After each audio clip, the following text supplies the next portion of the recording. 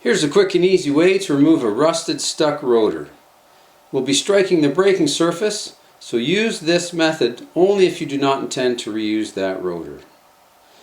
Take a heavy hammer and strike the outside of the rotor at varying points.